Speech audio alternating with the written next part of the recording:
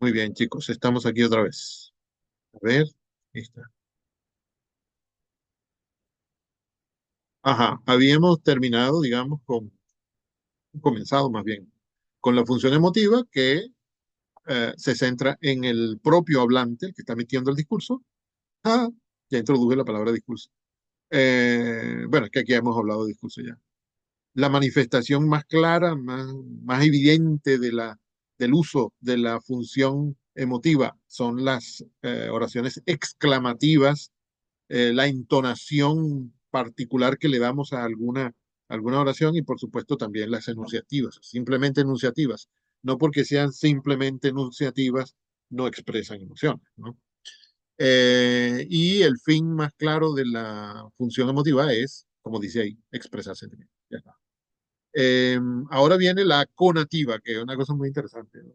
La función conativa se centra ya no en las cosas que vemos en el mundo, ya no en el propio hablante, sino en el que está oyendo lo que uno dice, ¿no? El oyente.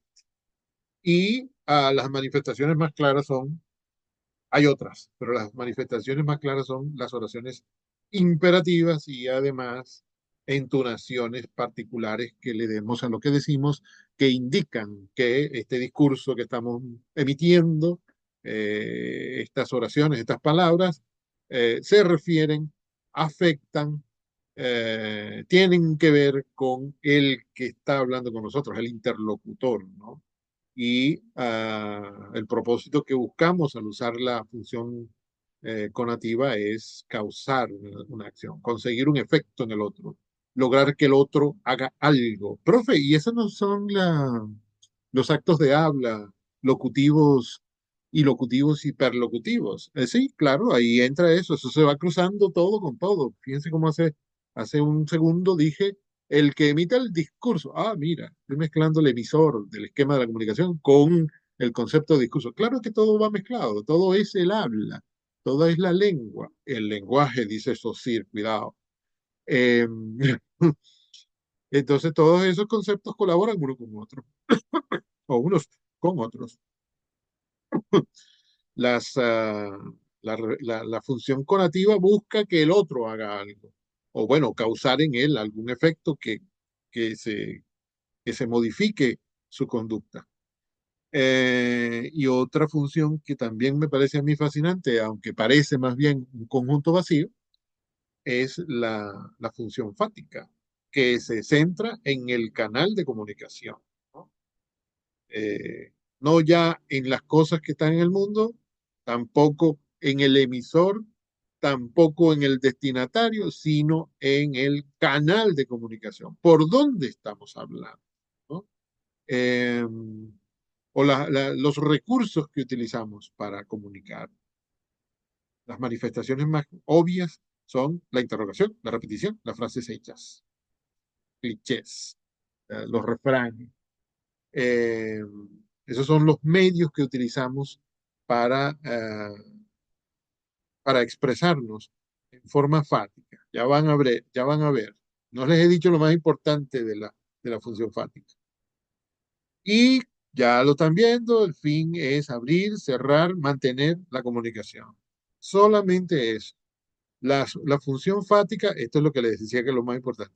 La función fática no persigue comunicar información, no persigue comunicar emociones, no persigue que los demás hagan algo que nosotros deseamos o que le estamos ordenando, que le estamos rogando.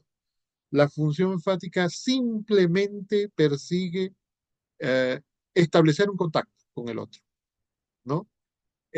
O cerrar el contacto, cerrar la comunicación. Usted llega en la mañana a la parada del autobús y dice, buenos días, a la señora que está ahí delante, antes, de primera o bueno, que está de última en la cola. Y usted dice, buenos días. Eso abre un canal de comunicación. La señora dice, buenos días, ¿cómo está usted? Y eso le dice me dice, ella me está comunicando en realidad, aquí estoy yo dispuesta a hablar contigo si tú quieres, si no quieres no hay problema, porque al final somos desconocidos.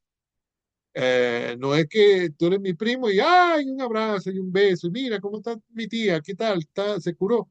No, es simplemente reconozco que estás ahí, hazme el favor de reconocer que yo estoy aquí, ya está. Y ahí para adelante puede abrirse una comunicación en la cual se haga uso de la función referencial o de la emotiva o de la conativa. Si llega el autobús y la señora está mirando para el cielo, tú le puedes decir, señora, mire, ya llegó el autobús.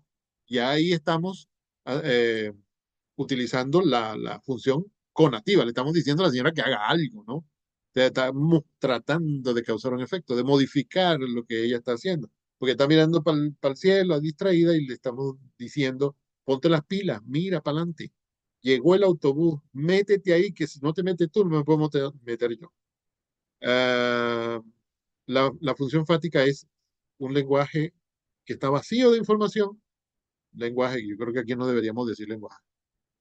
Son emisiones, un discurso que está vacío de información, pero que simplemente nos comunica que el otro está presente o puede ser que esté atento, que puede iniciarse una comunicación o que cuando se inicia sirve la función conativa para iniciarla y después también sirve para cerrarla y para mantenerla durante la duración de la comunicación también sirve. Uno dice buenos días y ahí puede comenzar, simplemente para comenzar. Durante la conversación uno dice, pero mira chica, espérate un momento. O sea, no le estamos diciendo que en realidad que espere, sino que para, para seguir. Esto se utiliza para seguir. O en un momento en que los dos hablantes se han quedado callados, podríamos decir, uno dice algún sonido, una interjección. Qué bueno que me acuerdo de esto. Siempre lo utilizo, pero hoy no me estaba acordando. Yo tenía un tío que a veces estaba conversando con la familia, ¿no? Ahí en medio de la familia, y de repente se quedaba pegado en una sílaba, ¿no? Él decía, por ejemplo, fíjense cómo acabo de decir, ahí no hay información. Eso es simplemente para que ustedes no me interrumpan, para que oyendo que estoy todavía pronunciando algo, no se les ocurra a ustedes venir a quitarme el turno. No, uno dice, ah, fíjense, bueno, calma. No es que he terminado de hablar tranquilo, esto es para que ustedes sepan que yo sigo hablando, ¿eh? Este, ¿Mm? Ahí no hay comunicación de información. Ahí es la advertencia. Esperen un momentico. Yo voy a seguir. Mi tío podía empezar a contar un cuento, ¿no? Y entonces decía cosas así como esta. Am, bueno, el otro día venía yo por la calle esta de allá atrás. Y entonces de repente me aparece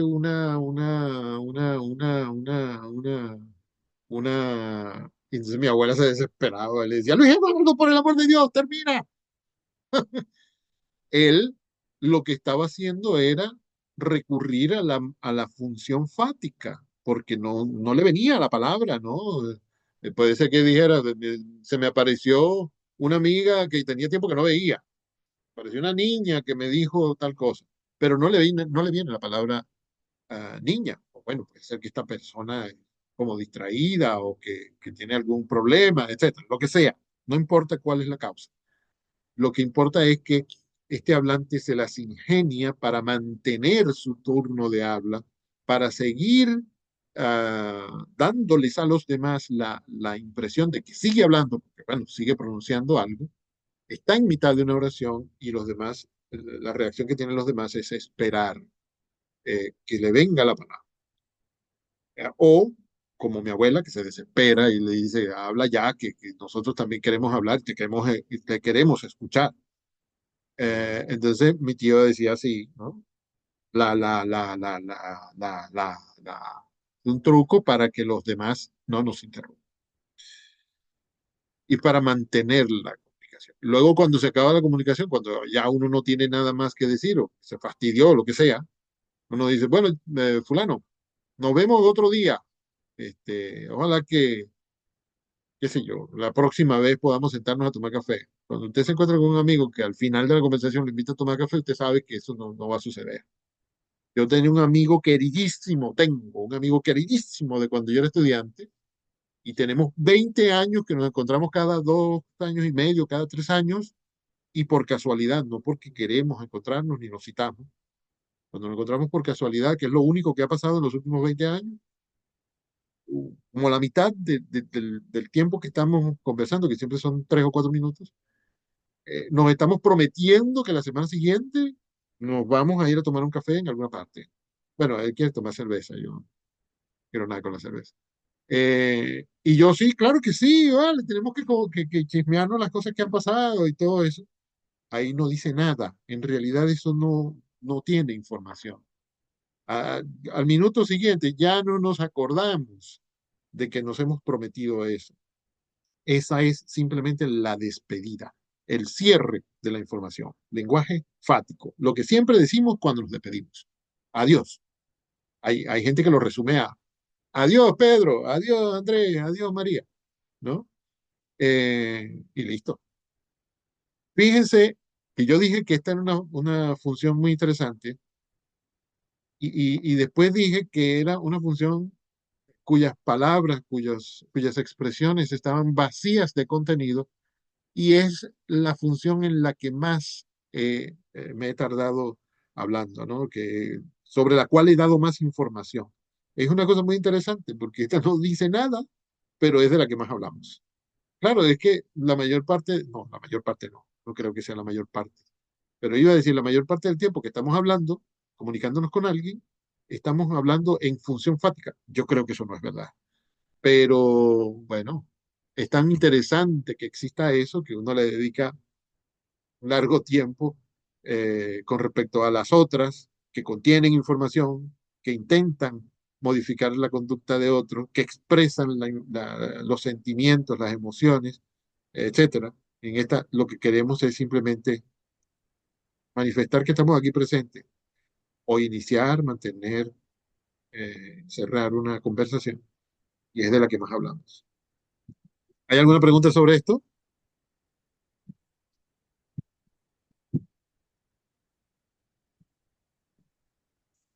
También tengo un amigo, que también éramos estudiantes, éramos compañeros de clase, que a veces no le quiere decir a la gente cuando se fastidia, ¿no?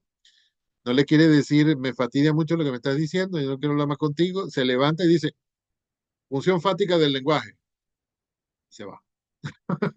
Y entonces lo que estudiamos con él, lo que sabemos algo de estas cosas, entendemos que simplemente quiere cerrar la comunicación.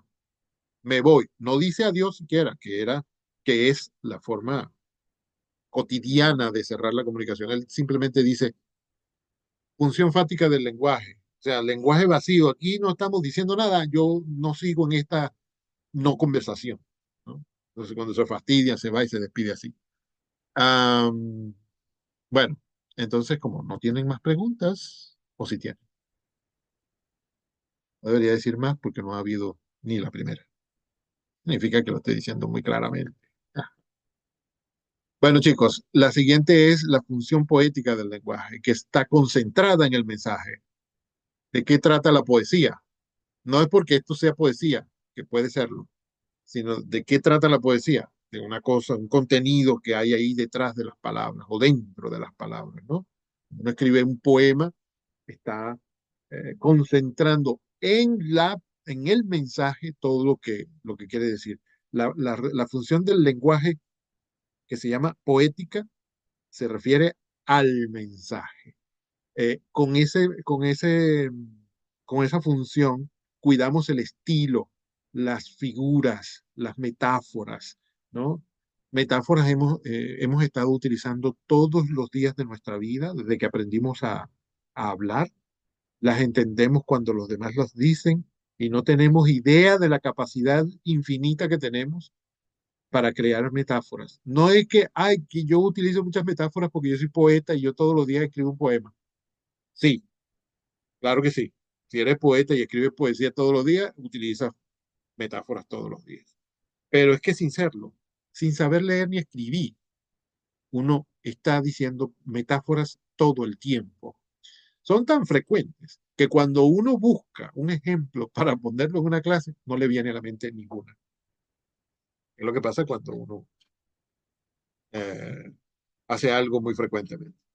Entonces, el centro de atención de la función poética es el mensaje mismo, que es uno de los factores del esquema de comunicación, y la manifestación más clara es que lo dicho en clave poética, lo dicho cuando se pone de manifiesto la función poética, tiene un estilo notorio, ¿no? Tiene unas formas de decir las cosas que puede ser, digamos que, delicado, puede ser curioso, ¿no? Parece que hay como ingenio en lo que se dice, ¿no? Y hay una proliferación de metáforas, de figuras retóricas y todos estos trucos que inventaron los griegos para que nosotros eh, hiciéramos, bueno, para hacerlas ellos, para hacer y ah, disfrutar de la poesía, de la literatura en general, todos esos trucos aparecen ahí. ¿Cuál es el fin que persigue cualquier hablante que recurra a la función poética del lenguaje? Causar un efecto, pero no es causar un efecto como en la conativa, que es causar una acción, ¿no? Es causar un efecto, hacer sentir algo a alguien, hacer pensar algo a alguien, eh, traerte de la cotidianidad, traerte de tus ocupaciones regulares, traerte del limbo en el que te encuentras o de lo que sea que estás haciendo o que no estás haciendo y traerte al, al, al momento de sentir esas cosas de las cuales estamos hablando, de ese mensaje que te estoy mandando, porque el centro de atención de la poética es el mensaje. Sacarte de ahí y ponerte en sintonía con ese mensaje, incluso con esas palabras. Causar un efecto como esos, un efecto que es más bien emocional, psíquico, espiritual incluso. No es que con el mensaje que te llega, tú vas a ir a hacer la guerra o que vas a ir a, a repartir tus bienes entre los pobres, que puede ser que te mueva a eso, sí, pero el efecto del que habla esta tabla es lo que se llega a sentir, por supuesto también a hacer, ¿no? Porque ya dije que también eso entra, pero el efecto es causar un despertar. Tengo que decir, ya es lo último que voy a decir sobre la función poética, hablando de esta tabla, que no podemos pensar que la función poética se manifiesta solamente cuando se escribe poesía, en los libros, en las novelas, ¿no? En las canciones. También en actividades como la publicidad aparece la función poética del lenguaje. Que no es que la publicidad se manifieste solo en poemas, no, casi nunca. Sí, hay veces que sí, pero casi nunca, sino que se utiliza la misma actitud, se utiliza la misma facultad que tenemos los seres humanos para crear mensajes. Facultad, bueno, sí, la facultad, la función poética del lenguaje, la creación de mensajes de manera curiosa, de manera llamativa, de manera eh, estéticamente atractiva para llamar la atención y causar un efecto. No solamente en la poesía puede crear uno mensajes que sean así atractivos. Uno se queda mirando, si uno ve una valla en la autopista, uno se dice, oye, mira, qué ingeniosa esa forma de decir esto, qué ingeniosa la forma de atraerlo a uno para que uno compre eso, ¿no? Eh, y eso se puede hacer con el solo lenguaje. Claro, hay publicistas que son, digamos que escasos de mente y quieren vender cerveza, por ejemplo, y ponen una muchacha casi desnuda, ¿no? Lógicamente atraerá a mucha gente, pero el ingenio está más bien en no utilizar esos recursos tan precarios, ¿no? Y a veces hasta son vulgares y todo, eh, con lo cual hacen que cierta parte de la población no se incline por ese producto. La publicidad que se hace con el uso ingenioso de la lengua es mucho más efectiva. Eh, y bueno, al ser más ingeniosa, tiene un mérito mayor, me parece a mí, porque, porque los seres humanos son alguito más y alguito mejor que los instintos, ¿no? Entonces, la función poética del lenguaje aparece en la poesía, aparece en la publicidad, aparece en los mensajes que uno le lanza a la gente cotidianamente también, cuando nos concentramos en la forma de expresar el mensaje. No tiene que ser publicidad, no tiene que ser poesía, sino que me voy a concentrar en la forma de decir esto porque quiero crear un efecto. Eh, no es que me voy a cuidar de decirlo en este idioma o en aquel. No es que me voy a cuidar bueno, cuidar no. No es que me voy a concentrar en lo que piensa el oyente o lo que pienso yo o en las cosas de las que hablo. No, en el mensaje, en la forma de decirlo. Eso que, que ya ustedes habrán oído decir miles de veces y lo habrán dicho ustedes miles de veces que lo que uno comunica no es solamente lo que dice, sino cómo lo dice. Es la función poética del lenguaje, concentrarse en el mensaje, en su forma y en su fondo, por supuesto.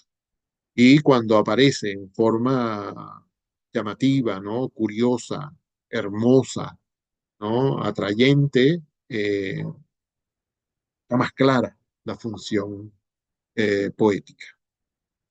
Y luego está una que ya expliqué cuando la mencionamos al principio en la introducción, que es la función metalingüística. Una cosa más para la cual sirve el lenguaje es para hablar del propio lenguaje, ¿no?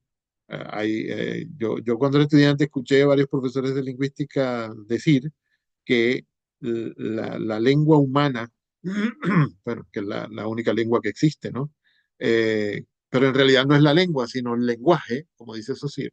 El lenguaje humano es el único recurso que puede servir al mismo tiempo para explicar otros sistemas de comunicación y para expresar o para explicarlo a él mismo. Es decir, un sistema de comunicación, por ejemplo, un código de comunicación que tenemos son, por ejemplo, las señales de tránsito, ¿no? No están usando signos lingüísticos para comunicarse con nosotros, pero nos dan información. Y cuando uno tiene que explicar las señales de tránsito, ¿qué utiliza? La lengua. Lógicamente utiliza también las señales, ¿no? Pero es que la señal sola no dice, qué expresa. Uno tiene que explicarla y la explica con la lengua.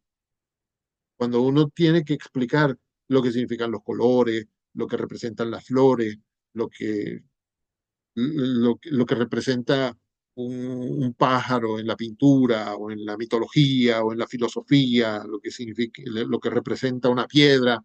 Si en un cuadro aparece una mujer desnuda, ¿qué representa eso? Si en un cuadro aparece un araguaney o aparece un cedro o aparece, no sé, o no aparece ningún árbol y solo hay hierba o hay un árbol que no tiene hojas, etcétera. Eso es un sistema, ¿no? Es un sistema de expresión de la pintura. Pues no es posible explicarlo con los códigos de la pintura. Hay que utilizar la lengua. Y cuando hay que utilizar ese otro código de comunicación que es la lengua, se utiliza también la lengua. Es el único código que se puede explicar a sí mismo. Por eso se dice metalingüístico, porque eso es lo que significa meta, ¿no? Sobre sí mismo, como cuando uno se peina. En realidad lo que uno está haciendo es meta cuidarse, meta adornarse, meta arreglarse, ¿no? Porque uno se está arreglando a uno mismo. El mismo cuerpo que hace la acción es el que recibe la acción. Ah, entonces, el centro de atención en la función metalingüística, ahí lo tienen, es el propio lenguaje y las manifestaciones más obvias son las definiciones, las aclaraciones, las explicaciones, ¿no? Las clases de gramática, las clases de funciones de la lengua y tipologías textuales, las clases que uno utiliza, que uno oye de morfositaxis, de semántica, de todo lo que tiene que ver con la lengua. Esas son manifestaciones clarísimas eh, de que alguien está recurriendo a la función metalingüística. ¿Y cuál es el fin que persigue? Comprender el código. Comprender el código. No comprender los sentimientos, no, que puede ser, pero en la metalingüística no. Eh, el fin que persigue la función metalingüística es cómo que el hablante comprende el código.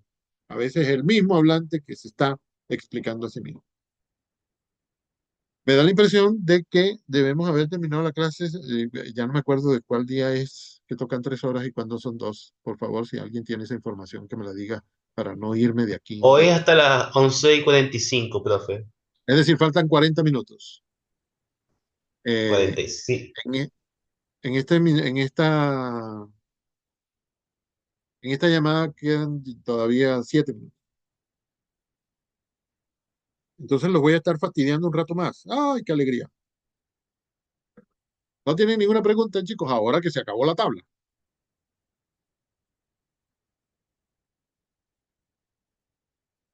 Bueno, mañana hay examen, así que no me vayan a preguntar mañana. ¿Qué? ¿Perdón? ¿Cómo? Ya salió la mortificada de Botini a creerse la broma de que mañana hay examen. Profe, no me diga eso. Estoy en un momento de mi vida en que todos los días tengo examen. Bueno, mañana tienes dos. No, estoy diciendo esto porque les pregunto, ¿tienen alguna pregunta? Y nadie pregunta nada. Ajá. Mosca con que mañana hay examen. Y entonces me vienen a preguntar ese día, el día del examen.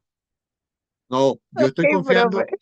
yo estoy confiando en que si no hay comentarios, si no hay preguntas, si no hay aclaratoria, es porque la cosa se va comprendiendo, ¿no? Pero les nace la pregunta más tarde, hacen la pregunta más tarde, no hay problema.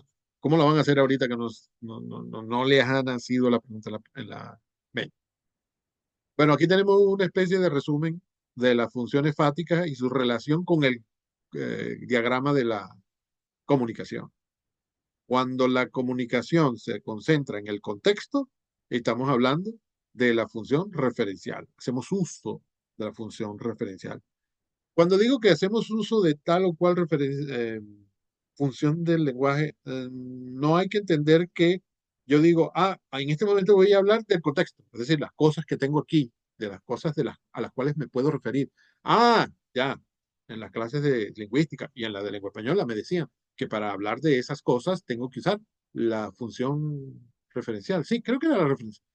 Uno no se pone a hacer ese cálculo ni esa reflexión, ¿no? Lanza lo que quiere decir y al lanzarlo se pone de manifiesto, aparece, se manifiesta la función tal o la función cual. ¿No?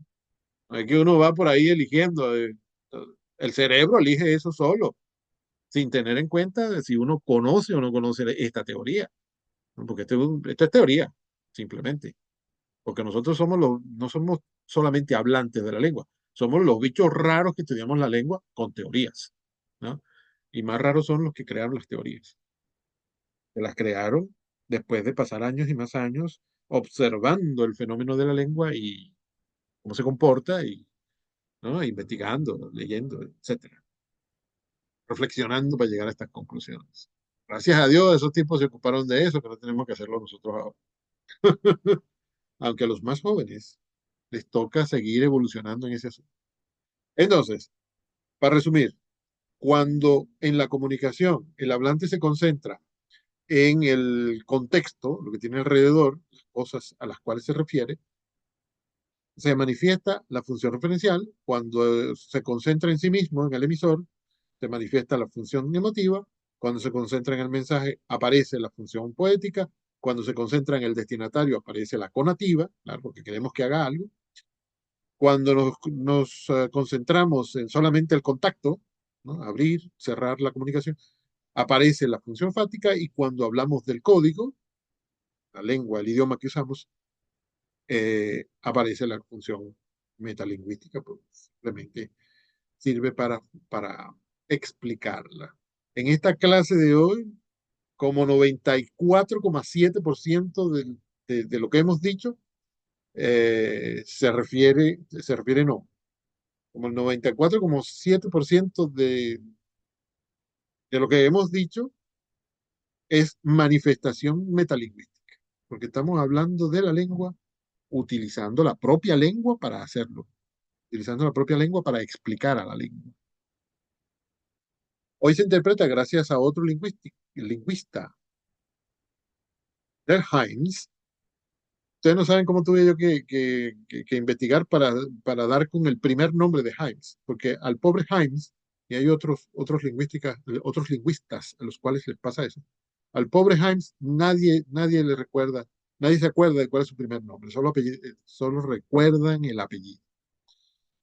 Hoy se interpreta que el contexto tiene un doble contenido, el contexto temático y el contexto situacional, por supuesto. Estamos hablando de un tema, pero también de lo que está aquí en esta situación en que estamos, en esta comunicación.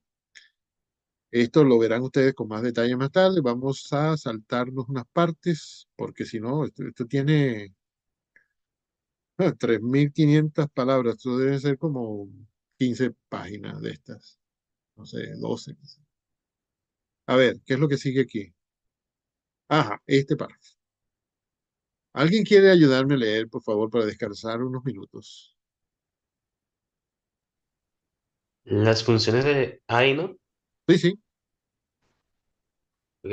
Las funciones del lenguaje guardan relación con los tipos de textos que todos podemos y a menudo necesitamos escribir, tal como al contarle una anécdota a un amigo o darle una dirección para reunirnos.